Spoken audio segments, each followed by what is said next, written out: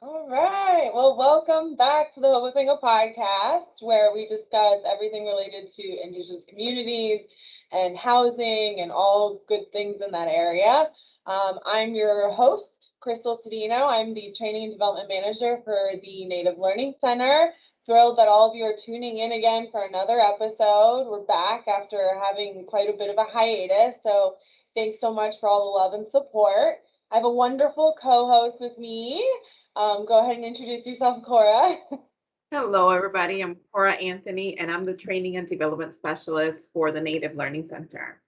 She's my handy dandy trusty sidekick. Dynamic duo. All right. Well, today's podcast topic is clean energy and how it can be a positive impact on Native communities. I'm really excited to be having this discussion with Jacob Crane, who is the Executive Director of SLC Air Protectors. Go ahead and say hi, Jacob. Doesn't is Jacob Crane, but my name's Jacob Crane, and I'm originally from Tsuut'ina Nation, Alberta, Canada, and I am the executive director of the SLC Air Protectors, and really happy to be here to share space and talk a little bit about clean energy within our communities. So, yeah. Thanks so much for doing this. We were talking before the podcast, and I was like, "Wow, Jacob's so cool. He's done so many things," and he's like, whatever." That was cool. It's fun. I like how chill Jacob is because we're pretty lax here too. We're very like family oriented and so on and so forth. So it's really nice to have you here and feel that kind of like like wholesome energy. So thanks. No problem. No. All right. Well, I guess let's go ahead and jump into it. Do you want to go ahead and just talk a little bit about what SLC Air Protectors is, what you guys do, and all that? Yeah, so we're environmentalist nonprofit organization based out of Salt Lake City, Utah, and our focus uplifting the Native community here, but also doing a little bit of initiatives that help with, providing COVID relief, of course, for our Native communities, air quality campaigns, and, helping our communities just transition over to renewable energy projects at times. So we do a few things. We have yet to do any air quality stuff or any just transition work because we've been so focused on COVID-19 relief. And so we did a lot of garden initiatives last year. We did a running as medicine prayer run. We also did what's the word that I'm looking for? Oh, COVID relief. Yeah, we did a lot of care packages last year and in the beginning of this year. So um, we kind of just took it slow this year. We did our gardening initiatives as well. We also did some COVID relief. But now that we're coming out of the pandemic, we thought, what the heck? Let's go ahead and have a powwow. So we're having a powwow in September 11th and 12th. It's called the Red Sand Powwow. Anybody who's listening to this, if this is edited by then, come check it out. It's going to be in Moab, Utah.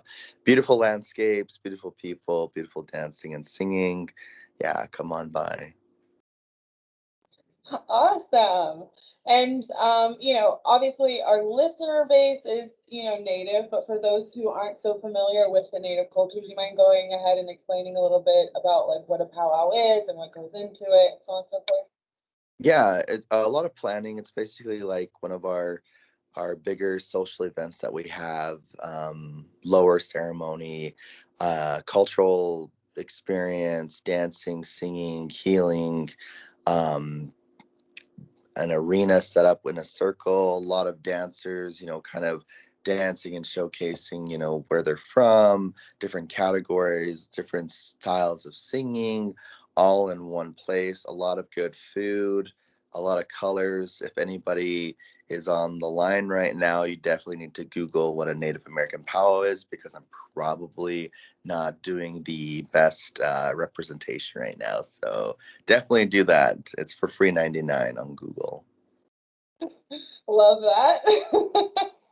Absolutely. You know, it's really funny too on do I still have it up on I was like, oh no, I don't have it up. I did Google, I was like, oh, let me just do like a brief Google. I know what a powwow is, you know, we've been working with the tribe for like over 5 years now, been to I think like two myself. So yeah, I totally understand when you're explaining this. It's like this doesn't know justice.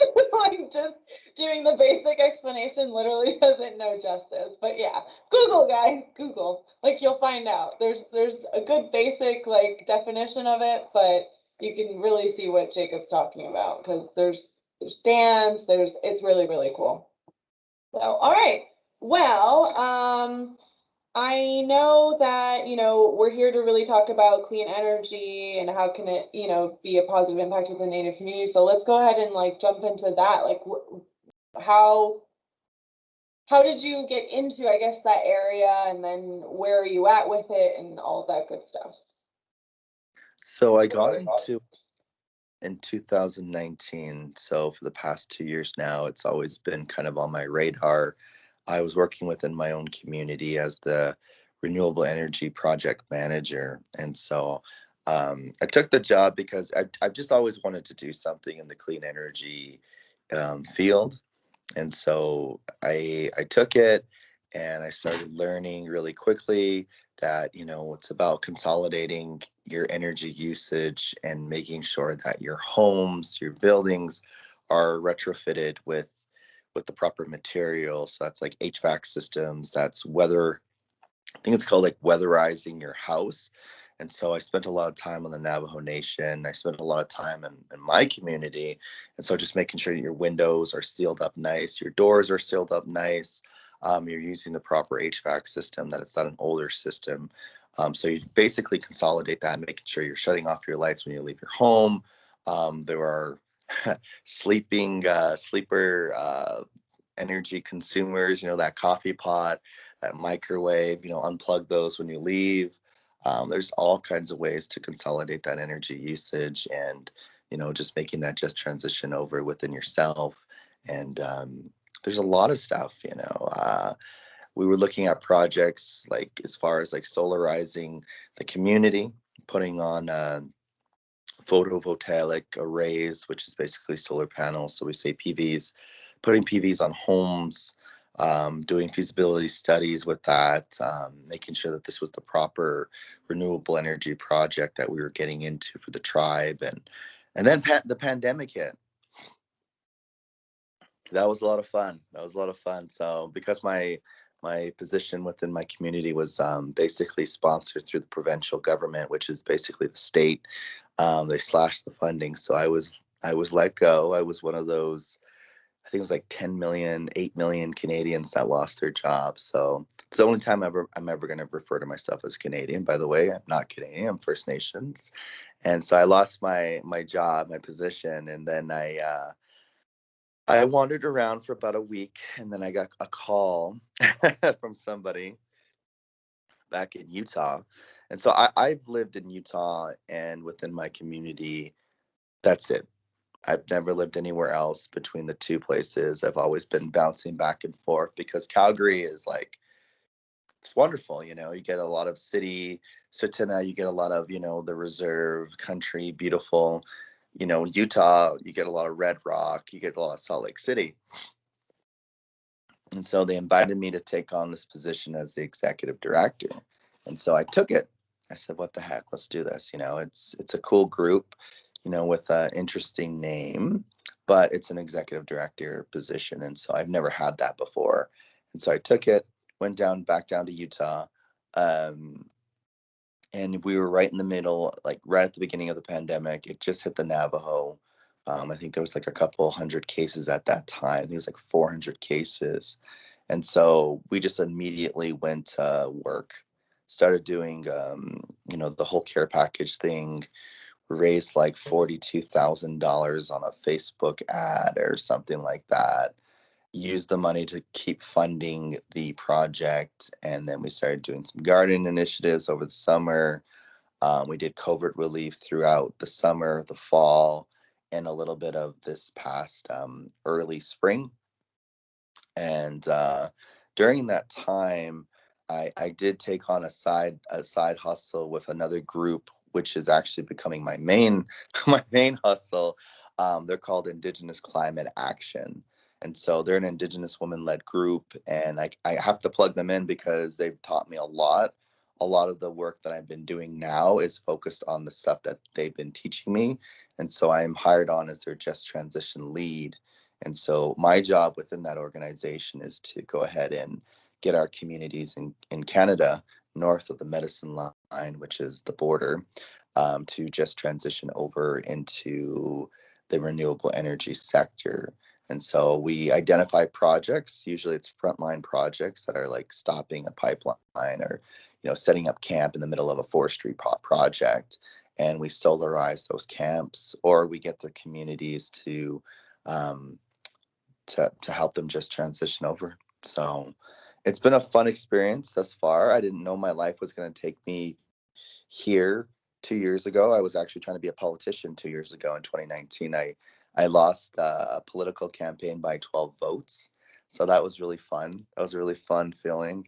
But you know what? It's just the creator has other things in store for you. And so you just kind of you rebound. That's the practicing of resiliency. We always talk about resiliency. And so it's always good to practice being resilient and coming out of the jungle, wearing you know, wearing what you're wearing and making sure that you're staying fed. So that's my story and the renewable energy sector. And I love it. It's been a lot of fun. I have a ton of ideas.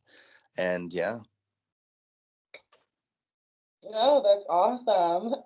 So you just kind of jumped into an executive director position without having had really any experience, is that right? What was that Yeah, like? no experience, zero experience, but you know what? Because it was a smaller organization, I was able to manage it, and it was actually going completely downhill. Like they were going to close up shop. It was the third year that they've been opened, and so when they reached out to me, they were like, "Well, this is what our budget is, and this is what we've been doing," and I'm like, we're gonna go this way, and then we just kind of went like this. And so whoever takes over the position after I leave, and I promise them, a little bit more because I'm transitioning out. I definitely want to focus more on ICA stuff, which I have been for the past 3 months that I've been hired on over there. But the represent the not the representation, the reputation that I built for that organization, like I took them from nobody knows what they do to now everybody knows that they're there to serve the Indigenous community. And we've just built like 20 to 30 partners that actually will fund projects that we do. And we've built those relationships based on impact and what we've done within the Indigenous community. And so whoever takes that job over after I leave is going to be very happy because of the work that we were able to accomplish. So it's been a lot of fun. Oh, that's awesome. Yeah. Some succession planning that's going on there. That's great. Cool. Uh, I know well, before, we decided to do, this podcast and whatnot, because I know we also potentially have our energy conference, our fourth annual energy conference coming up in February, hopefully. Well, COVID's still kind of, a thing, and then the new Delta variant, things are a little crazy in South Florida. And we still have like, travel bans and whatnot. But I want to know more about the powwow, the sustainable powwow. Because I know we talked about having you come down here to Florida, and then you would do like a segment on that. But yeah, I want to know more about it. So how are you planning on making it sustainable? How is it maybe not so sustainable now, and so on and so forth. So can you dive into that? So it's around policy. And so in my community, sometimes, POWs are our biggest trash polluters. And so what it goes down to is, okay, where's the trash? Locate, what is this trash? Well, it's vendor containers, forks, knives, plates, little containers to to-go containers, pop cans, all that stuff. So how do we get around that? Well, you got to put some policy around the vendors and make sure that they're doing biodegradable. Um, yeah, it's a little bit more, but that's where you give them a little bit of a break in the vendor fee. And so you kind of nip it right there, but you also have those recycling cans or recycling, what are those things called again? Trash thingies. They're not trash, but they're recyclable bins. Yes, recyclable bins. You have those set up all over the arena. You also have trash cans, very visible, and you just make sure that things are going to where they're supposed to go. And water is another thing as well. So it's going to be really difficult this year. I was trying to get rid of water bottles, but because of the COVID scene, we might have to implement that there. And the lights. So usually it gets dark during the powwow during the evening times, and I wanted to get special lights that are run off of solar panels so that we don't have to like have them be powered through a generator. But those are really expensive and really hard to get as well. And so all I can do is have the powwow as best as I can this year so that next year we can take it one more step in the right direction. And so I originally wanted to cut all water out. I wanted to cut all trays out and put like a big, huge bring your own feast bundle on the flyer so that you get rid of trash and all that stuff completely. But it's COVID, and you have to make sure that people are staying safe as well. And so safety first, and then we'll worry about other stuff later on, which kind of sucks. But again, we're in the middle of the pandemic. So if you want to judge me right now, go ahead and judge me. But, that's just the way it works. But those are like the two things that I kind of noticed, with the whole powwow scene. And I also wanted to encourage carpooling, folks carpooling so that you can take the cars off the road that for folks that are going to commute, make sure you pick up a few folks so that you could say, we carpooled here. And I'd be like, okay, you've waived your whole fee, so it's things like that, little things like that I see very practical. Um, Again, this is just a first run for us. So I'm really interested to see where this goes. Yeah, absolutely. It's funny because it's all like, like you said, it's all like simple and like reasonable things. And like, if, I mean, how many participants do you usually have at the powwow that you're talking about? So this is the first annual. It's the Okay. first annual, but from social media, we've gotten like, I think there's like over 100 people that have shared our flyer. So that's good traction. On Instagram, I think it was like 80 people, and everybody's talking about it in the Southwest. So I'm assuming that we're probably going to get anywhere between 500 to 900 people going through there. It's an outdoor venue. We're going to set up hand sanitizing stations. We'll have the temperature readers set up right at the gate. We will enforce social distancing. We're going to try to make sure that folks are separated, the seating. So that means the arena has to be really big. We're going to do our best to keep folks safe. We're going to do our best. And so we're going to make sure that people are wearing masks as well. It's a private event, so technically we can get away with, hey, you have to wear your mask here. So Absolutely. Safety first for sure. Things are, like I said, things are getting a little crazy again down here in South Florida. So I yeah. totally agree. What was I gonna say? Well, there's something in reference to the amount of people. Oh, that's what I was gonna say. So for the listeners that are like, well, how big can a powwow be? It can be pretty big. Yeah. Yeah. Yeah. This is a fast 3,000 people will walk through there that weekend, which I'm a little worried about because of the numbers. We don't want to have too many folks. So I don't know how I'm going to do it. I might do like circles, like the arena, and then another circle for powwow dancers with exits. And then I might have another circle for spectators, and all the spectators can stay in there and like do little circles and be like, these are the groups, the patches. I don't know how I'm going to do it. I'm still playing around with it in my head, but safety first. Yeah, absolutely. No, Hey, definitely.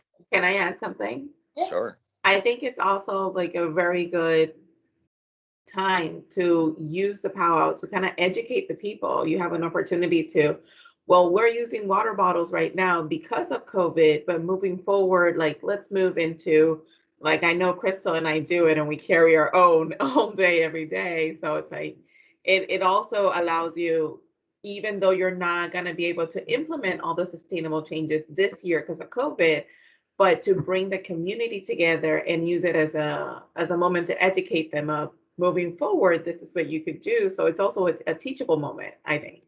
Yeah, for sure. I think it also starts with like the younger generation, right? So like, you're teaching, I mean, here, at least in South Florida, when the tribe has the powwow, there are so many kids and like you have kids also dancing and like, so I feel like if you start implementing or trying to move forward in that manner, they see it and then they're like, oh yeah, no, this is a better way of doing it because we're not polluting our earth. We're, you know what I mean? We're eliminating the use of like plastics and all of that stuff. So, and I think it's a great idea to lessen the fees with the vendors if they're if you're implementing certain like rules and restrictions and stuff like that. So I think that's really cool. I mean, like, how did you come up with this idea to try and do it that way? So two things. I used to run my home community powwow, and that one's huge. Like there's like 7 to 10,000 people that roll through throughout the weekend. It's just huge. And then the powwow would happen, and then it would end, and then there would be like a plane blew up like right there in the middle of the area that the powwow would be in, and it was just trashed. And I'm like, okay, how do we get rid of the trash? How do we get rid of this trash? And so I'm like, we got to put some policy around the food vendors. And then I heard that somebody had a environmentally friendly powwow um, where they didn't have any water bottles, and so they were giving out those cups. I want to say they're like steel cups or whatever. They were giving folks those things for the water, and then they had water stations set up. The problem with that is COVID. I mean, we just can't have people touching, the I don't know what the heck those things are called, but we can't have people touching those and then touching, cups and sharing cups. Like, so I'm like, okay, this time around we gotta have water bottles because that's just to promote the safety of our native communities. And the last thing I want is for somebody to take that home with them back to their community. And so again, we could cancel this event could get canceled at the end of August, early September, based on the Delta variant numbers. And so we're not out of it, not out of it at all, but what I can do is make sure to take the necessary precautions of, wear a mask, social distance. We're here to dance. The only time you can take your mask off is in the arena.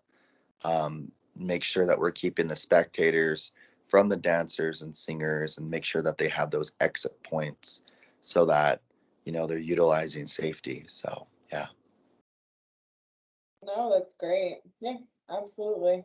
I think one thing that always comes to mind when, we're talking about sustainability and, energy and whatnot, like, yes, it can be expensive, you know what I mean? Like you were talking about the solar panels and, going that route and having, um, trying to avoid the use of generators and so on and so forth. And I think a lot of the time we tend to think that you have to do these like extravagant things in order to be energy, efficient and whatnot. And you were mentioning it earlier, like with the homes, like just making sure your windows are sealed, making sure that,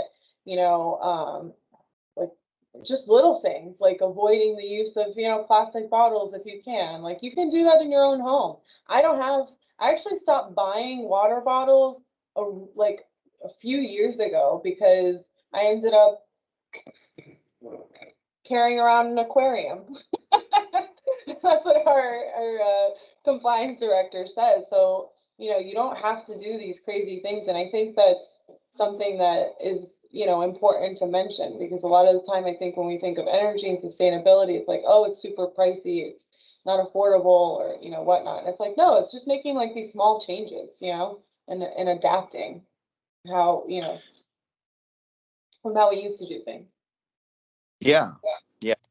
Just, I think if we can get our people to buy in at that, micro level of practice, then maybe those people can influence tribal communities, the chairmans, the council, CEOs, presidents of our communities, and, corporations to start to, let's see what that looks like on a larger scale. And hopefully we can put up some, larger, windmills or solar panels or run of the river projects, micro hydro, whatever that may look like within our communities, because our community wants it, because they're all doing it. Yay.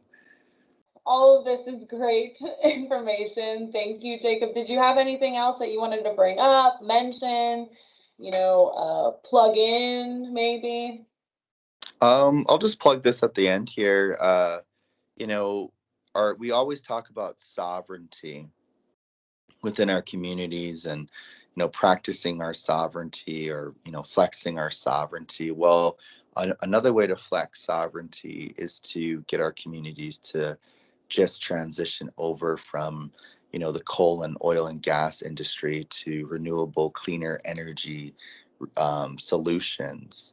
And so that's flexing sovereignty, is being able to say we're powered 100% from renewable energy projects, and it's working for our community. And now we're selling back to the grid. So our community is making money from the grid and from our renewable energy projects. And we're also training our young people to build these projects, and they're also being managed by our people for the community. So just want to plug that in. And that's what sovereignty looks like from an energy solutions viewpoint. So make sure, anybody who's listening to this, you want to talk about sovereignty, let's talk about sovereignty. So, and then food sovereignty is the next thing. Just kidding. Okay. No, you're right. To me on food sovereignty, right? What? That sounds like a second podcast on food sovereignty. Yeah, I agree. Becoming your own utility company. Like, I know that's a huge, thing for Native communities as well. Like, I think that'd be incredibly beneficial. So yeah, maybe food sovereignty is another podcast, Jacob. No? For sure. All right. Well, thank you so much for joining us today. We definitely appreciate you being here and having all the banter that we've been having. With Wait. that, oh, go ahead. Wait. Go ahead. I gotta plug something else in. Okay. Beware of false energy solutions that don't actually work for our communities. Teslas are great. They're great, but not everybody can access those due to the price of electricity and the hookups within our communities. They just don't exist. There's certain areas.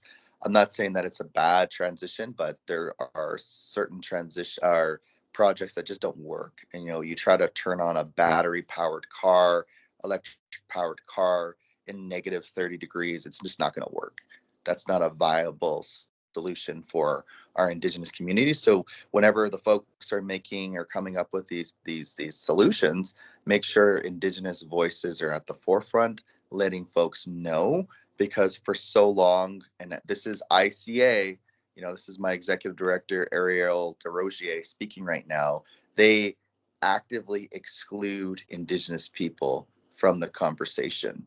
And so if we're not at the table, if we're not in the conversation, then we don't exist. So make sure that we're always up there speaking our mind, letting them know, if you're going to make a solution for us, let's make sure that we have input in that solution, or we're the ones leading the charge for the solution, versus these these saviors making these solutions for us that don't actually work. Anyways, that's all I got.